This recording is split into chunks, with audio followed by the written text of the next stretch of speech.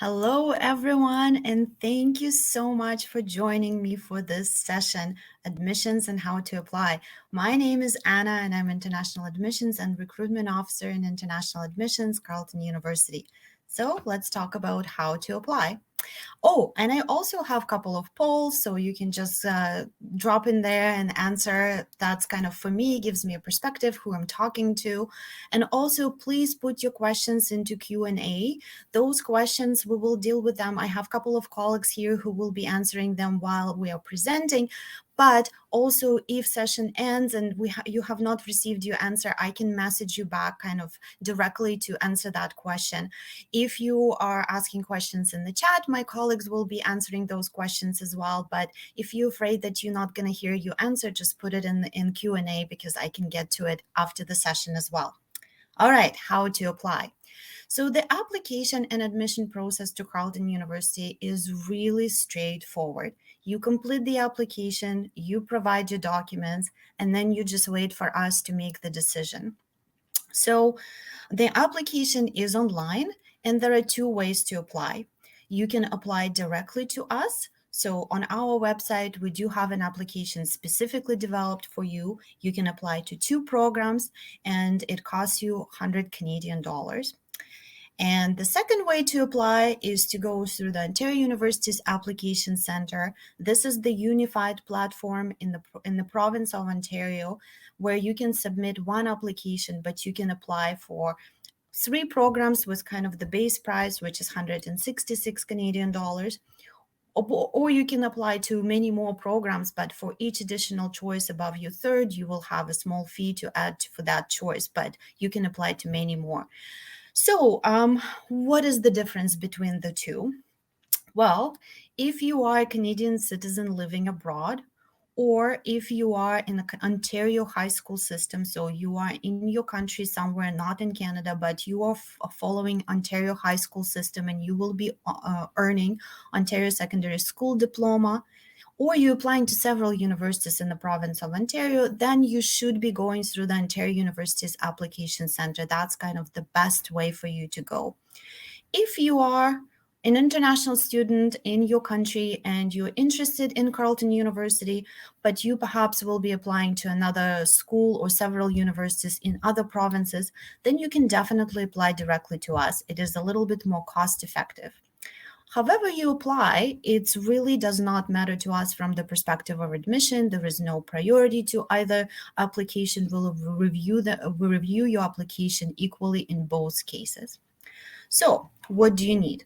Once you have decided which way you're going with the application, and you have submitted your application, and really applications should not take more than 15 to 20 minutes to submit. It's really just your biographical information and information about your education, which high school you went to, how long, if you attended college or university, all that. That's just the application. Once you have submitted your application, you will receive a confirmation from us from both applications. However you submit it, you will receive the confirmation from us in both cases, and you will be assigned a number or student number in the future that we will kind of communicate with you through the platform on our end. And there we will create an electronic file where we will tell you what documents you need. We will review each application individually, so we will know what you have done so far in terms of your education, and we will tell you which documents you need to provide. So you would need a couple of things. You would need the transcripts, and on the transcripts, we need to see your grades, we need to see your prerequisites, and prerequisites vary by program. For example, if you're applying to engineering, you would need to have math, physics, and chemistry. If you're applying to business, you would need to have math. So we would need to see those details on your transcripts.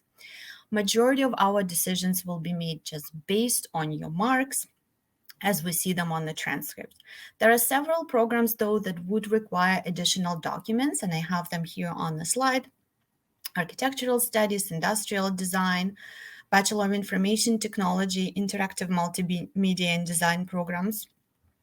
Bachelor of Humanities. So this four programs will require portfolio.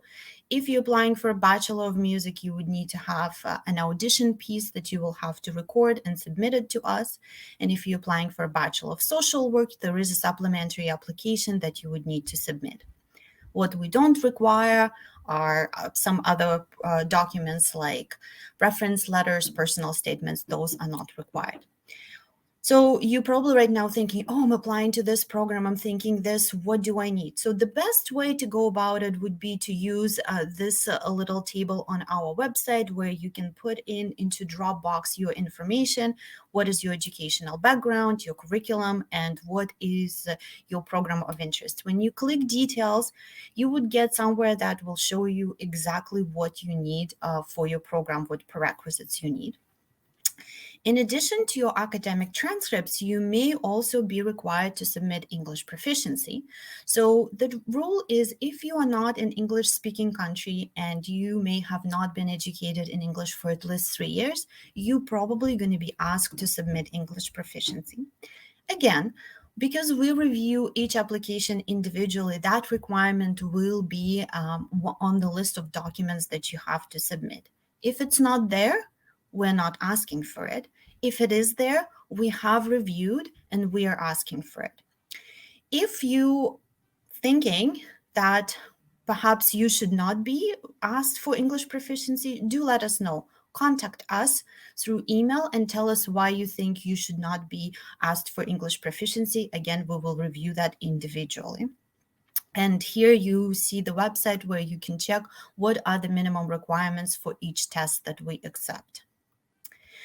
So majority of our offers will be conditional. So what happens is once you have submitted all your documents and we have reviewed your application, if we see everything we need to see in terms of marks and prerequisites, absolutely we will be able to make the decision.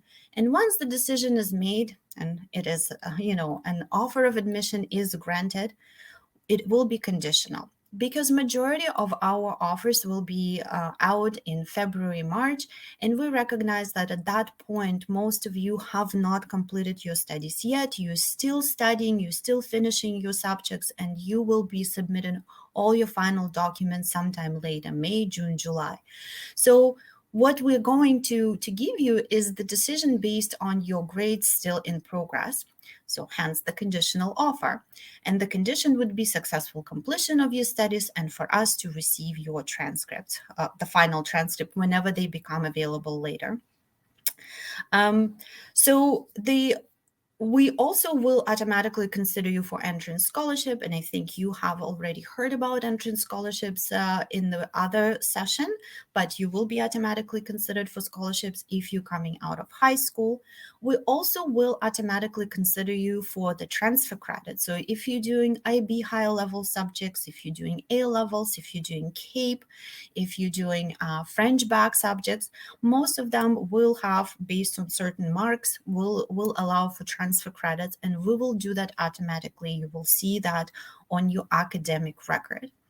Again, for majority of programs, we will not ask for anything else apart from your marks. So SATs are not required, ACT not required, personal statements, references, none of those documents will be required for most of our programs.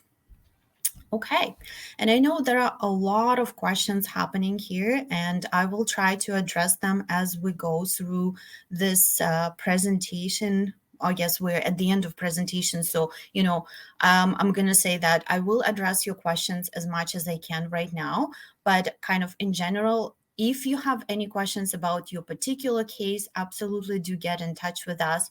You look here at our email address, so that's our general line. Absolutely do inquire and follow us on social media and ask your questions there. We do have a lot of options for you to get in touch with us. We offer chats every day, Monday to Friday, where you can just drop in and ask your question.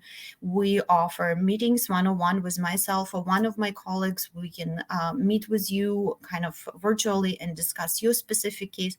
And just in general, do ask us questions, because everybody's situation may be slightly unique. And if you're not sure which documents to submit or how to submit them, absolutely do get in touch with them. We do respond to each email.